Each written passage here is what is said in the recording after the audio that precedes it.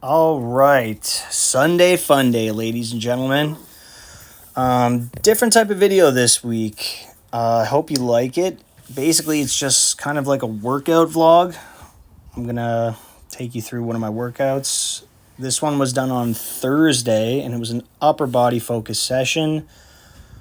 Here you can see me doing some med ball tosses backwards for distance.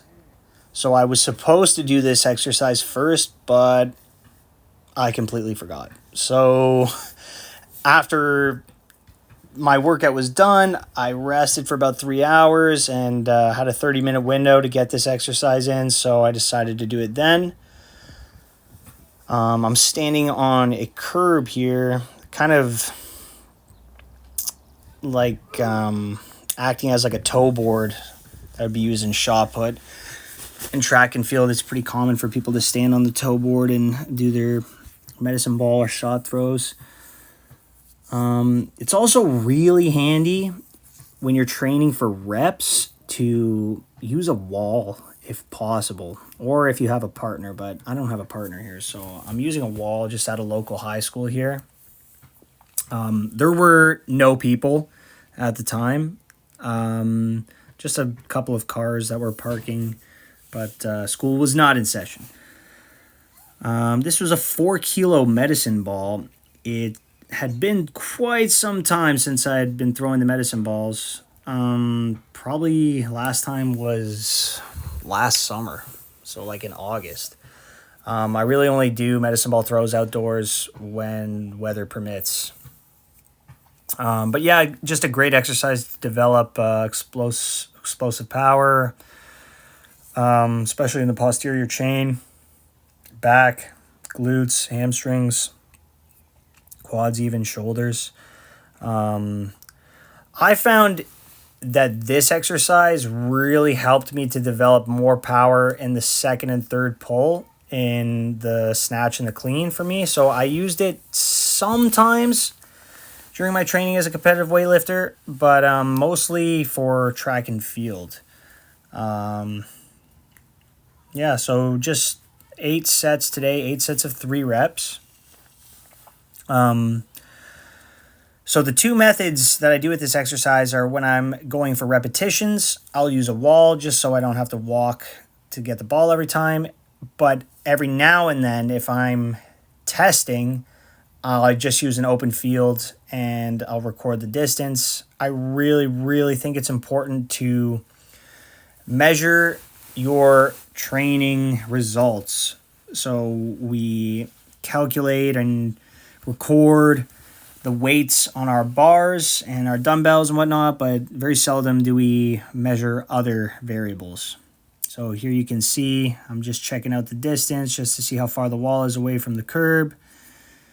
And it was around 13 meters and 33 centimeters. You can see there, 13 meters, 33-ish centimeters. So I know at least I'm throwing the ball around 15 meters, judging from the height that I hit on the wall.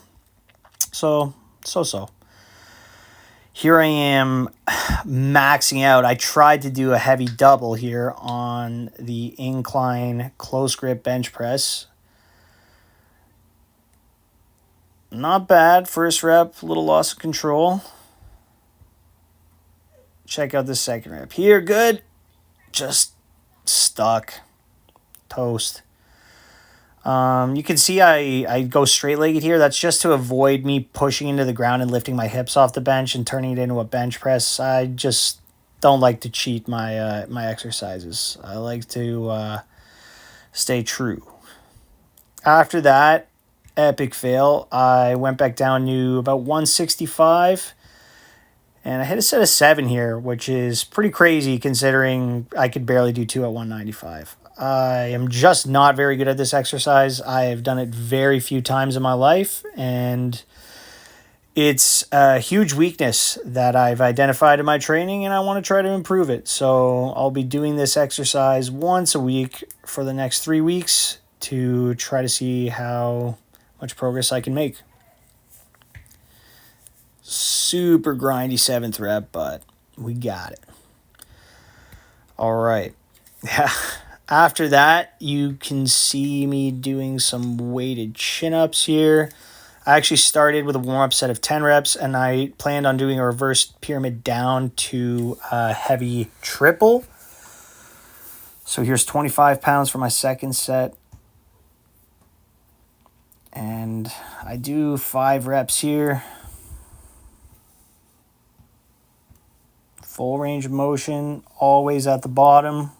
Chin over the bar at the top. Sometimes I'll use a variation where I have to touch my chest to the bar, but not today. If you're a wrestler or a grappler and you're not using weighted chin-ups, any kind of variation, overhand grip, underhand grip, neutral grip, any variation of chin-up, you are leaving a lot of gains on the table, my friend. It is probably one of the greatest exercises for wrestling, in my opinion. I've seen multiple studies done by Russian wrestling team and the Iranian wrestling team, the national team programs, stating that the results of their international competitors, sorry guys, it's my first time recording. They can find a direct correlation between the results of their international competitors and how many overhand grip chin-ups they could do. The wrestlers that could do more had better results internationally.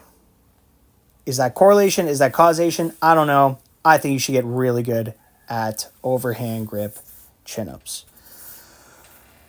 Here I'm at my second last set. This is 65 pounds for 3 reps. So judging how this set went, I would then go for my top set. My best at this exercise for 3 reps, I believe, is 85 pounds. I didn't think I was going to beat my best today, but I thought I could get around that. As you can see here, not too bad. No grinds, no flailing. Just psyching myself up here for the top set. 75 pounds. Let's rock.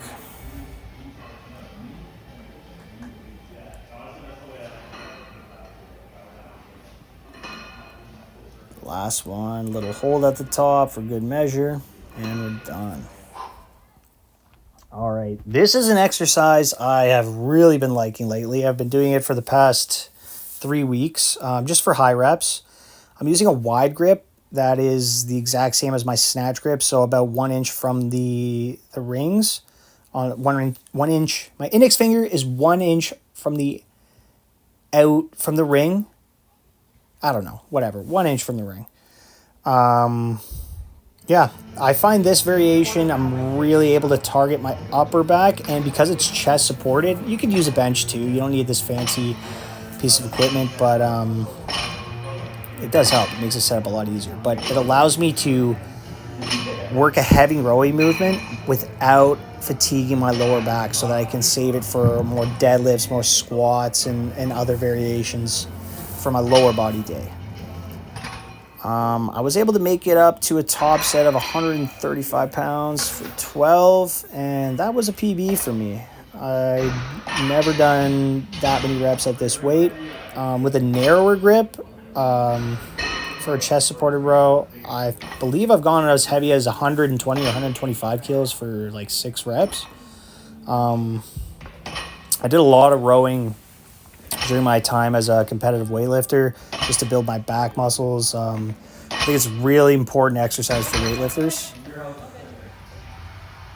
Now here I am with one of the last exercises for the day. It's just a seated alternating dumbbell press. I prefer to do alternating just because I find the balance on going at the same time with the dumbbells is a little bit difficult for me. And yeah, I just like the alternating variation. Another exercise I used to do a lot during my weightlifting career, I really think it helps with overhead stability and just overall hypertrophy of the shoulders and upper back. Yeah, you can do it standing as well. I just chose to do seated today, save my lower back a bit. Now here's a little fun variation for you.